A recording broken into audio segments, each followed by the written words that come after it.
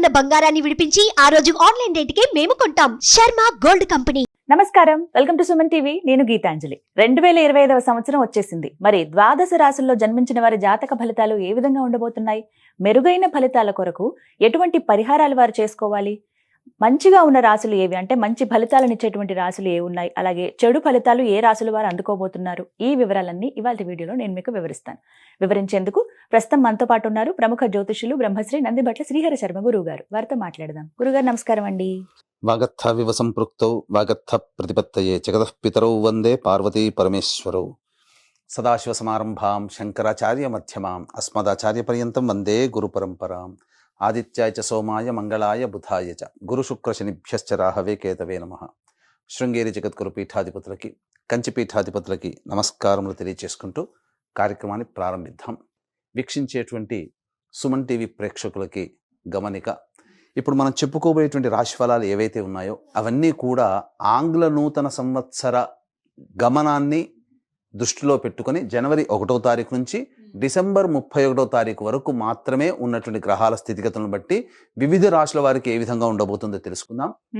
మనకు సాంప్రదాయానుసారంగా వచ్చేటువంటి ఉగాది నుంచి ప్రారంభమయ్యే రాశి ఫలితాలని, అనగా వచ్చే విశ్వావసునామ సంవత్సరానికి సంబంధించి ఉగాది ప్రారంభమయ్యడానికి అంటే ముందుగా మళ్ళీ ఆ యొక్క ఉగాది సందర్భంగా మళ్ళీ వివిధ రాశుల వారికి సంబంధించి రాశుల ఫలితాలు ఇవ్వడానికి ప్రయత్నం చేస్తాను. కాబట్టి ఇటువంటి దాంట్లో ప్రపంచమంతా అంగీకరిస్తున్నటువంటిది 2025 నూతన సంవత్సరం. అదేవిధంగా మనము కూడా ఆంగ్ల నూతన సంవత్సరం అనేటువంటి భావనతో ఈ యొక్క కార్యక్రమం చేస్తున్నాం. అదే ఉగాది నాడైతే మార్చి 29వ తారీఖు నుంచి మళ్ళీ 2026-28 వరకు ఉండేటువంటి గమనం వరకు ఉండేది చెప్పేటువంటిది. అవి మనం మరియు వీడియోలో తెలియజేసుకుందాం. అదే అడగబోతున్నాను గురుగారు. అంటే సాధారణంగా ఒకటే ప్రశ్న అడుగుతారు, ఉగాది కదా అసలు చెప్పాలి జాతక ఫలితాలు అనేవి, ఈ లోపు ఏంటి అంటే ఒక సాంప్రదాయంగా అది కొనసాగిపోతుంది. అంటే మనకేమని చెప్పబడింది అంటే, ధర్మం ఏం చెప్పబడింది శాస్త్రంలో అంటేనమ్మా, ప్రపంచమంతా ఏది ఒక విషయం గురించి ఒక తాటి మీద ఉంటుందో అది ధర్మమే కూర్చుంటుంది, శాస్త్రమే కూర్చుంటుందమ్మా. ఇక మరి ద్వాదశ రాశుల వారి జాతక ఫలితాలు తెలుసుకుందాం. ముందుగా గ్రహస్థితులు ఏ విధంగా ఉన్నాయో తెలియచేస్తారా? జనవరి 1, 2025 నుంచి. ఇక గ్రహస్థితిలోకి గనక గమనించుకున్నట్లయితే ముఖ్యంగా గురువు 9th మే వరకు కూడాను ఈ వృషభ రాశిలో సంచారం చేస్తున్నాడు. 9th మే నుంచి మిథున రాశిలోకి సంచారం, 9th మే నుంచి సెప్టెంబర్ 27వ తారీఖు వరకు. ఇక సెప్టెంబర్ 28 నుంచి నవంబర్ 11వ తారీఖు వరకు కర్కాటక రాశిలో. ఇక నవంబర్ 12వ తారీఖు నుంచి డిసెంబర్ 28 వరకు కర్కాటక రాశిలోనే వక్రీకరించే స్థితి పొంది ఉండడం. ఇక శని భగవాన్ల వారిని కనుక చూసుకున్నట్లయితే 15 ఏప్రిల్ వరకు కుంభరాశిలో సంచారం చేస్తున్నారు. 16 ఏప్రిల్ నుంచి అక్టోబర్ 9వ తారీఖు వరకు మీనరాశిలో సంచారం. ఈ మధ్య కాలంలో జూలై 8వ తారీఖు నుంచి వక్రీకరించి మీనరాశిలోనే సంచారం చేస్తున్నాడు.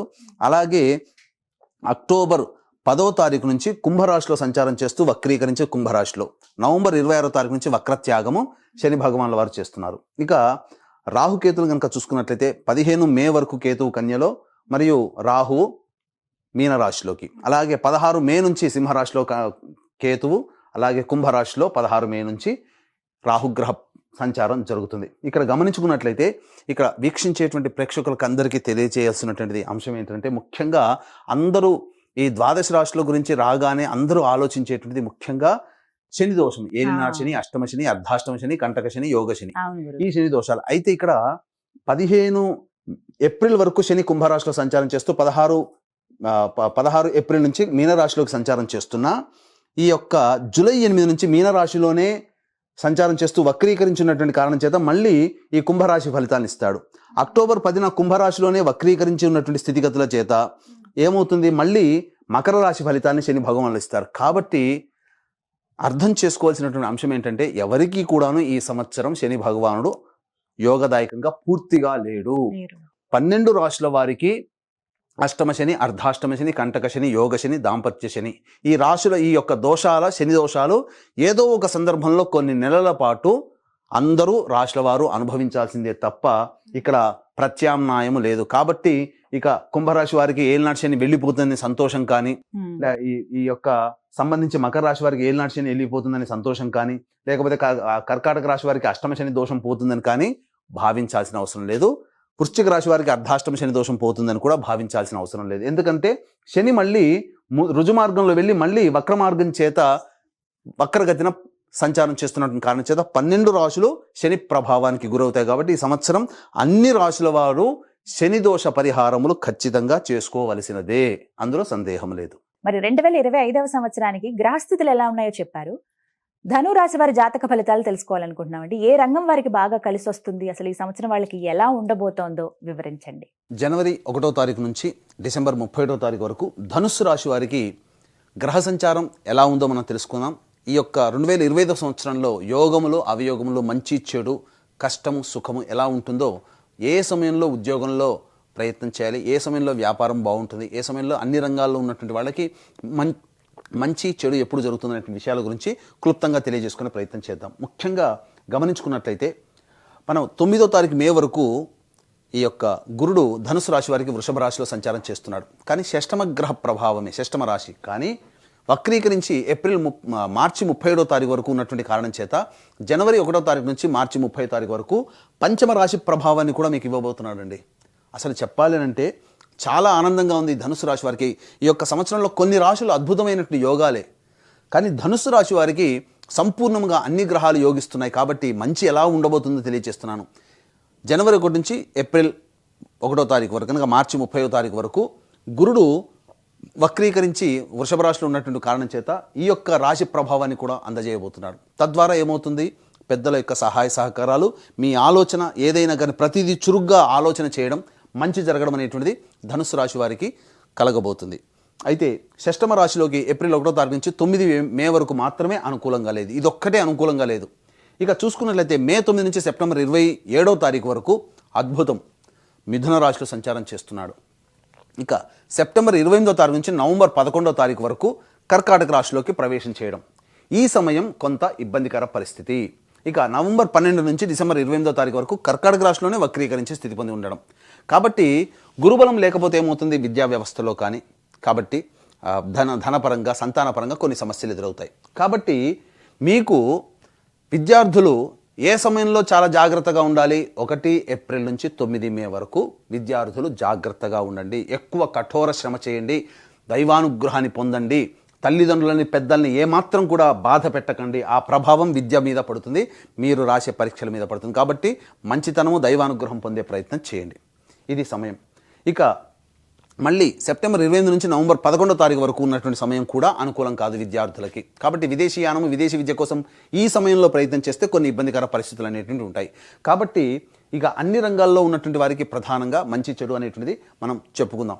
ఇక మే 9 నుంచి సెప్టెంబర్ 27 వరకు సప్తమ గురు ప్రభావం, విశేషమైనటువంటి యోగం, పెద్దల సహాయ సహకారాలు, తోటి ఉద్యోగస్తులు, అలాగే ఇంట్లోని కుటుంబ సభ్యులు, బయట అందరూ కూడా మీకు సహాయ సహకారాలు. మీ పని అంటే ఒక కాల్ చేస్తే ముందుకొచ్చి వాలిపోతారు. ఆ విధంగా ఉంటుంది మీకు సహాయ సహకారంగా.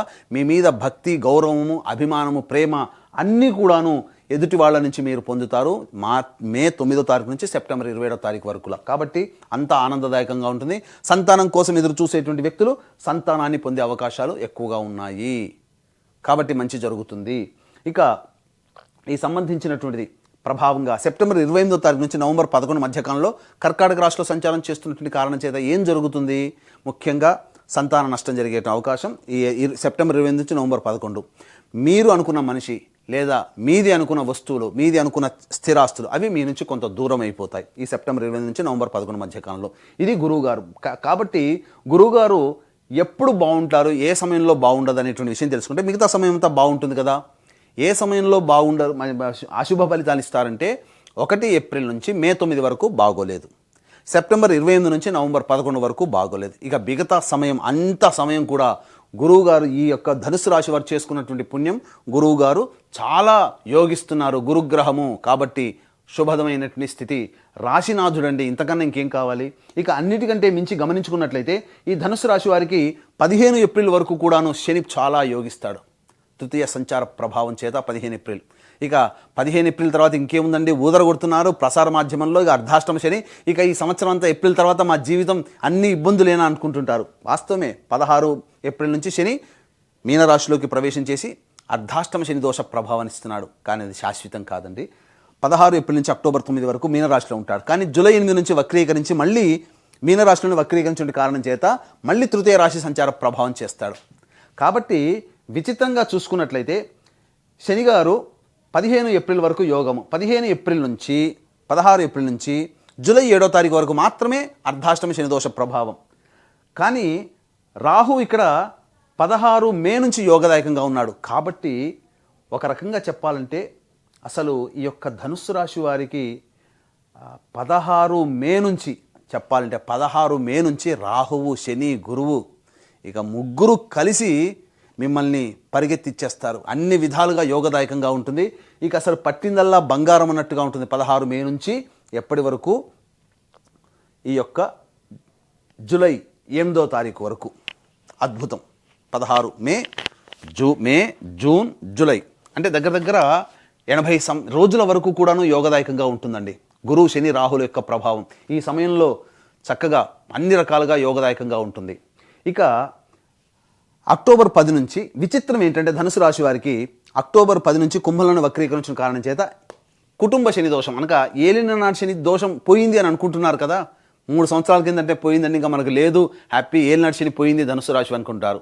కానీ అక్టోబర్ 10 నుంచి మళ్ళీ విచిత్రంగా నవంబర్ 26వ తారీఖు వరకు కూడా ఏలినాటి శని దోష ప్రభావానికి కొంత గురవుతారు. కాబట్టి ఈ చెప్పినటువంటి సమయంలో శని ప్రభావం నుంచి బయటపడడం కోసం కొన్ని పరిహారాలు పాటించుకుంటే దైవానుగ్రహాన్ని పొందే ప్రయత్నం చేస్తే చాలా చక్కగా ఉంటుంది. ఇక ముఖ్యంగా గమనించుకున్నట్లయితే ఈ యొక్క ధనుసు రాశిలో జన్మించినటువంటి కేంద్ర రాష్ట్ర ప్రభుత్వ ఉద్యోగస్తులు అలాగే ప్రైవేట్ రంగంలో ఉన్నటువంటి ఉద్యోగస్తులకి అద్భుతమైనటువంటి యోగదాయకమైనటువంటి కాలంగా ఉంటుంది. మీకు నిరుద్యోగస్తులకు ఉద్యోగం లభిస్తుంది. ప్రమోషన్స్తో కూడుకున్నటువంటి బదిలీలు జరుగుతాయి. కోరుకున్న చోటికి బదిలీలు జరుగుతాయి. అలాగే ఉద్యోగము భద్రత పెరుగుతుంది. అయితే ఇక్కడ ప్రధానంగా గవర్నమెంట్ ఉద్యోగస్తులకైతే మనం చెప్పుకోదగినటువంటి ఏమీ లేదు, ప్రమోషన్స్ వస్తాయి కాబట్టి హ్యాపీ లైఫ్. కానీ ప్రైవేట్ ఉద్యోగస్తులకి ఎలా ఉండబోతుంది? ఎందుకనంటే నిరుద్యోగస్తులకి ఎప్పుడూ సంవత్సరం అంతా ఉద్యోగం లభించే అవకాశం ఉంటుందా, లేదా చేస్తున్నటువంటి సంస్థలో కనుక మీరు ఉద్యోగం చేస్తుంటే మీకు మార్పు కావాలని కోరుకుంటారు. మరి ఏ సమయంలో మార్పు చేసుకుంటే మనం చేసినటువంటి ప్రయత్నం ఫలిస్తుంది అనే విషయంలో కొన్ని టైమింగ్స్ జోన్స్ అనేటువంటి మీకు తెలియచేయడం జరుగుతుంది. ఆ టైం జోన్లో మీరు కొత్త ఉద్యోగం కోసం కానీ ఉన్న ఉద్యోగం నుంచి వేరే సంస్థల్లోకి ప్రయత్నం కానీ చేసినట్లయితే మంచి జరుగుతుందని చెప్పవచ్చు. ఫిబ్రవరి 11 నుంచి మార్చి 13వ తారీఖు ఉన్నటువంటి మధ్యకాలము, అలాగే మే 13 నుంచి జూన్ 14వ తారీఖు ఉన్నటువంటి మధ్యకాలము, అలాగే సెప్టెంబర్ 16 నుంచి నవంబర్ 15వ తారీఖు మధ్య ఉన్నటువంటి కాలము సమస్త విధాలుగా ప్రైవేట్ సంస్థల్లో పనిచేసేటువంటి వాళ్ళకి ఉన్న ఉద్యోగం నుంచి వేరే ఉద్యోగం మార్పుకి లేదా నిరుద్యోగస్తులకి ఉద్యోగం లభించడానికి అనుకూలమైనటువంటి సమయంగా చెప్పవచ్చు. ఇక ఈ యొక్క ధనుసు రాశిలో జన్మించినటువంటి రాజకీయ రంగంలో ఉన్నటువంటి వాళ్ళకందరికీ కూడాను అద్భుతమైనటువంటి ఫలితం మీకు చెప్పాను కదా. జూలై 8వ తారీఖు నుంచి అక్టోబర్ 10వ తారీఖు వరకు గురువు, శని, రాహువు ఈ 3 గ్రహాలు యోగించినటువంటి కారణం చేత మీకు ఆ సమయంలో జూలై 8 నుంచి అక్టోబర్ 10 మధ్య కాలంలో అనగా ఆగస్టు, సెప్టెంబర్, అక్టోబర్ 3 నెలలు, ఈ 3 నెలల మధ్యకాలంలో మీరు ఏదైనా ఎన్నికల్లో పోటీ చేస్తే విజయం మీదే. లేదు ఎన్నికల్లో పోటీ చేయట్లేమండి కానీ పెద్దల యొక్క సహాయ సహకారాలతో నామినేటెడ్ పోస్టులు అయినా ఉంటారు, లేదా ప్రజాదరణ పొందగలుగుతారు. అపారమైనటువంటిదిగా మీ జీవితం భవిష్యత్తులో ఒక మార్గాన్ని సుగమం చేసుకుంటారు. ప్రజల్లో సుస్థిరమైన స్థానాన్ని ఈ 3 నెలల్లోనే సంపాదించుకుంటారు. ఇది ఏదైనా కానీ రాజకీయ రంగంలో ఉన్నట్టు మంచి జరుగుతుంది.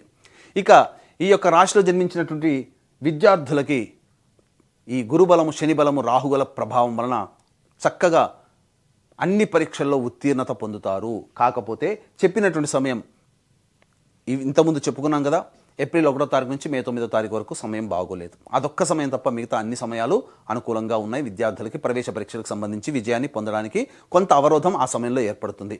ఇక ఈ యొక్క ధనుసు రాశిలో జన్మించినటువంటి కళారంగం అనగా సినిమా రంగము, నాటక రంగము, serials, social media, electronic and printing media, నాట్యము, సంగీతము, సాహిత్యము ఇటువంటి కళారంగంలో ఉన్నటువంటి అందరికీ కూడాను అత్యంత ప్రజాదరణ కలిగినటువంటి ప్రాజెక్టులు మీ సొంతం కాబోతున్నాయి. మంచి జరుగుతుంది. కాబట్టి సమయం అనుకూలంగా లేని ఏప్రిల్ 1 నుంచి మే 9 వరకు, అలాగే సెప్టెంబర్ 28వ తారీఖు నుంచి నవంబర్ 11వ తారీఖు ఈ సమయాలు వదిలిపెట్టి మిగతా సమయంలో ప్రయత్నం చేయండి. అద్భుతంగా ఉంటుంది. అసలు సినీ రంగం వాళ్ళకి చెప్పుకో, మార్కెటింగ్ రంగంలో ఉన్నటువంటి వారికి, మీడియా రంగంలో ఉన్నటువంటి వారికి జూలై 8 నుంచి అక్టోబర్ 10 విడుదలయ్యే సినిమాలు కానీ సీరియల్స్ కానీ ఉంటాయో అవి హిట్ అవుతాయి. మీకు ధనాదాయం చక్కగా వస్తుంది, అందులో సందేహమే లేదు. ఇక ఈ యొక్క ధనుస్సు రాశిలో జన్మించినటువంటి వాళ్ళు ముఖ్యంగా చూసుకున్నట్లయితే restaurant business, super markets, general stores, hotels నడిపేటువంటి వాళ్ళు, ఎడ్యుకేషనల్ బిజినెస్, జ్యువెలరీ రంగంలో, అలాగే పండ్ల వ్యాపారస్తులు, కర్రీ పాయింట్లు నడిపేటువంటి వాళ్ళు, తీర్థయాత్రలు, పూజా స్టోర్స్ నడిపేటువంటి వాళ్ళు, ఫుడ్కి సంబంధించినటువంటి ఎటువంటి వారైనా కానీ మీకు అద్భుతమైనటువంటి యోగదాయకం, ధనాదాయం చాలా చక్కగా ఉంటుంది. అలాగే వ్యాపార విస్తరణ కూడా మీరు చాలా చక్కగా చేస్తారు, అందులో ఏమాత్రం సందేహం లేదు. అన్ని విధాలుగా అనుకూలంగా ఉండేటువంటి సమయం అని చెప్పవచ్చు. ఈ యొక్క సంబంధించినటువంటి ధనుసు రాశిలో జన్మించినటువంటి రియల్ ఎస్టేట్ వ్యాపారస్తులు కూడాను అద్భుతమైనటువంటి యోగదాయకంగా ఉంటుంది. కొత్త ప్రాజెక్టులు వస్తాయి, అనుకున్నటువంటి ప్రాజెక్టులు సకాలంలో పూర్తి చేసుకొని మీరు లాభాల బాటలో ఉంటారు. రాని బాకీలు కూడాను వసూలవుతాయి. ఈ యొక్క రాశిలో జన్మించినటువంటి రైతులు ఎవరైతే ఉంటారో వాళ్ళకి వేసే ప్రతి పంట కూడా అధిక దిగుబడి అనేటువంటిది ఉంటుంది. కమర్షియల్ పంటలు వేస్తే అద్భుతంగా మీరు రాణిస్తారు. ధనాదాయం చక్కగా ఉంటుంది. ఇంట్లో శుభకార్యాలు జరగడానికి ఆస్కారం ఎక్కువగా ఉంటుంది. కౌలు వ్యవస్థ కూలీలకి కూడాను ఆదాయం చాలా చక్కగా ఉంటుందని చెప్పొచ్చు. ఈ యొక్క ధనుసు రాశిలో జన్మించినటువంటి లాయర్ వృత్తిలో ఉన్నటువంటి వాళ్ళు, మున్సిపాలిటీ రంగంలో, అలాగే మైనింగ్ వ్యాపారంలో, అలాగే ఎలక్ట్రానిక్స్ అండ్ ఎలక్ట్రికల్ రంగంలో ఉన్నటువంటి వారికి ప్రమోషన్స్ తప్పకుండా వస్తాయి. అధిక ధనాదాయం అనేటువంటిది ఉంటుంది. కాకపోతే ప్రధానంగా అనారోగ్య సమస్యలు సెప్టెంబర్ 28 నుంచి నవంబర్ 11, అలాగే ఏప్రిల్ 1 నుంచి మే 9వ తారీఖు ఈ మధ్య కాలంలో ఈ గ్యాప్ సంబంధించినటువంటి సమయాల్లో మీకు ఇబ్బందికర పరిస్థితులు అనేటువంటి ఎదురవుతాయి. ఈ రాశిలో జన్మించినటువంటి స్త్రీలు అద్భుతం అండి. ఇంట్లో బయట అన్ని విధాలుగా మీకు సహాయ సహకారాలు అందుతాయి. మిమ్మల్ని చూస్తేనే మీలో ఒక గౌరవ భావం పెరగడం, తద్వారా మీకున్నటువంటి అన్ని సమస్యలను ఎదుటివారు కాకల కార్యం గంధర్వులే తీర్చినట్టుగా అన్నీ మీకు తోడై, మీకు మీ ఇంటి వాళ్ళు బయటి వాళ్ళు అన్నీ మీకు సమస్యలకి తోడు నీడగా ఉండి మీ సమస్యల్ని పరిష్కరిస్తారు. అలాగే చక్కటి గురుతర బాధ్యత అనేటువంటిది ఉంటుంది. సంతానం కావాల్సినటువంటి సంతానం కోసం ఎదురు చూసేటువంటి మహిళలకి సంతాన ప్రాప్తి కలుగుతుంది. ముఖ్యంగా వివాహం కావాల్సిన అబ్బాయిలకి అమ్మాయిలకి సెప్టెంబర్ 28 అనగా మే 9 నుంచి సెప్టెంబర్ 8 మధ్య కాలంలో వివాహాలు నిశ్చయమవుతాయి. పెద్దల సహాయ సహకారాలు అందుతాయి. తద్వారా అన్ని రకాలుగా యోగదాయకమైనటువంటి పరిస్థితిలో ఈ యొక్క ధనుసు రాశిలో జన్మించినటువంటి వాళ్ళు ఉంటారు. ముఖ్యంగా ఐరన్ వ్యాపారస్తులు, అలాగే స్టీల్ వ్యాపారస్తులు, తోలు చర్మం సంబంధించినటువంటి వ్యాపారస్తులు, అలాగే కింది స్థాయి ఉద్యోగస్తులు, ఎడిబుల్ ఆయిల్స్, అలాగే ఫుడ్కి సంబంధించిన ఆయిల్స్, అలాగే ఆటో రంగంలో ఉన్నటువంటి వాళ్ళు, వీళ్ళకందరికీ కూడాను ప్రధానంగా ఈ యొక్క అక్టోబర్ 10 నుంచి నవంబర్ 26 ఉన్నటువంటి మధ్యకాలము అనుకూలంగా ఉండదు. ఇక మిగతా సమయం అంతా అనుకూలంగా ఉంటుంది. 16 ఏప్రిల్ నుంచి జూలై 8 వరకు ఉన్నటువంటి మధ్యకాలం కూడా అనుకూలంగా ఉండదు. మిగతా సమయంలో అన్నీ కూడాను అనుకూలంగా ఉంటాయి. కాబట్టి వాహన ప్రమాదాలు చోటు చేసుకునే అవకాశం 16 ఏప్రిల్ నుంచి జూలై 8వ తారీఖు మధ్యకాలంలో ఉంటుంది. గృహాలు ఏర్పాటు చేసుకోవాలి, కొత్త గృహంలోకి వెళ్ళాలి, స్థానచలనం అనేటువంటిది ఖచ్చితంగా జరుగుతుంది. నూతన వాహన కొనుగోలు జరుగుతాయి. స్త్రీలైతే వాళ్ళకి సంబంధించినటువంటి ఆభరణాలు కొనుగోలు చేస్తారు, అందులో సందేహం లేదు. ఇక ఈ యొక్క చెప్పినటువంటి వివరాలన్నీ కూడాను మీ యొక్క రాశి మీద ఆధారపడి చెప్పినటువంటివి. కాబట్టి మిమ్మల్ని ప్రభావితం చేసేది మీకు వివాహం అయితే మీ భార్య లేదా భర్త, సంతానం యొక్క జాతకము, వివాహం కాకపోతే తల్లిదండ్రులు తోడబుట్టినటువంటి వాళ్ళ జాతకము మీ మీద ప్రభావాన్ని చూపుతాయి. కాబట్టి మీ యొక్క అభ్యున్నతిని చూసి ఈర్ష్య, అసూయ, ద్వేషాలు ఎక్కువగా ఎదుటివారి ద్వారా మీకు కలుగుతాయి. కాబట్టి ఈ యొక్క 2025 సంవత్సరంలో అనుకున్నటువంటి పనులన్నీ కూడా మీకు జరిగిపోవాలి. మీకు గత జన్మ కర్మదోషాలు తొలగిపోవాలి. అలాగే ఈ సంవత్సరం అంతా కూడా 12 రాశుల వారికి శని దోషము ప్రభావంగా ఉండబోతుంది. కాబట్టి మీకు జాతకరీత్యా కలుగు విద్య, వివాహ, ఉద్యోగ, దాంపత్య, సంతాన, అనారోగ్య సమస్యల నివారణకి ప్రధానంగా ఈ సంవత్సరం అంతా అన్ని విధాలుగా బాగుండాలనే సదుద్దేశంతో మీ కుటుంబ సభ్యుల అందరి గోత్రనామాదులతో సర్వదోష నివారణ పూజలు, హోమాలు, కర్మదోష నివారణ హోమాలు, గత జన్మ కర్మదోషాల నివారణ హోమాలు అనేటివి జనవరి 13వ తారీఖు రోజున ప్రారంభించడానికి శ్రీకారం చుట్టబోతున్నాం. శ్రీకాళహస్తిలో కానీ శ్రీశైలం కానీ ప్రారంభమవుతుంది. ఆ విధంగా ప్రారంభమైన ధర్మిల ప్రతి నెల ఒక్కొక్క పుణ్యక్షేత్రంలో ఈ యొక్క సర్వదోష నివారణ పూజలు, హోమాలు అనేటువంటి జరిపించడం జరుగుతుంది. వాటి వివరాలు కార్యక్రమ తంత్రంతో కాంటాక్ట్ చేసి రిజిస్ట్రేషన్ వివరాలు తెలుసుకోవచ్చు. అలాగే తండ్రి వైపు, భర్త వైపు 6 తరాలు, తల్లి వైపు, భార్య వైపు 3 తరాల్లో కుటుంబంలో ఏవైనా దుర్మరణాలు ఉన్నా, అలాగే కుటుంబ సభ్యులు liver problem, kidney problem, cancer రోగాలతో మరణించిన, 60 సంవత్సరాల లోపల ఏ విధంగానైనా సభ్యులు చనిపోయినా వాటన్నిటిని కూడా పితృదోషాలు అంటారు. కాబట్టి ఇటు పితృదోష పరిహారార్థమై ప్రతి నెల ఒక్కొక్క రోజున నిజాయితీగా పితృదోష నివారణ కార్యక్రమాలు చేయించడం జరుగుతుంది. ధనుసు రాశి వారి జాతక ఫలితాలు ఏ విధంగా ఉన్నాయో చెప్పారు. ఇంకాస్త మెరుగైన ఫలితాలు వాళ్ళు పొందాలంటే గనక ఎటువంటి పరిహారాలు చేసుకుంటే మంచిదో తెలియజేస్తారా గురువుగారు? ఈ యొక్క ధనుసు రాశిలో జన్మించినటువంటి వారు సమస్యల నుంచి బయటపడాలనేటువంటిగా ఉద్దేశంతో ఎటువంటి పరిహారాలు చేసుకోవాలి? వీలు కుదిరినప్పుడల్లా దుర్గాదేవి దేవాలయాన్ని సందర్శనం చేసుకోవడం, అలాగే విష్ణు దేవాలయానికి సందర్శనం చేసుకోవడం, ఆదివారం నాడు మాంసాహారం నిషేధం చేయడం, అలాగే ప్రతిరోజు కూడాను రుద్రకవచ పారాయణం రోజుకి 5 సార్లు పారాయణం చేయడం, ఇవన్నీ కనుక చేసినట్లయితే అద్భుతంగా మీకు మంచి జరుగుతుంది. దీనికి విభిన్నంగా మీ జీవితం ఉన్నదనంటే మీ యొక్క జాతకంలోని నడిచేటువంటి గ్రహ దశాంతర దశల ప్రభావాలు. కావున దగ్గరలోని మంచి ఉపాసనా పరులైనటువంటి జ్యోతిష్యుని సంప్రదించి వారి సలహాలు, సూచనలు కనుక పాటించినట్లయితే మరింత మెరుగైన జీవితాన్ని పొందుతారని తెలియజేస్తూ సర్వం శ్రీ ఉమామహేశ్వర పరబ్రహ్మార్పణమస్తు. చాలా చక్కగా వివరించారండి. ధన్యవాదాలు.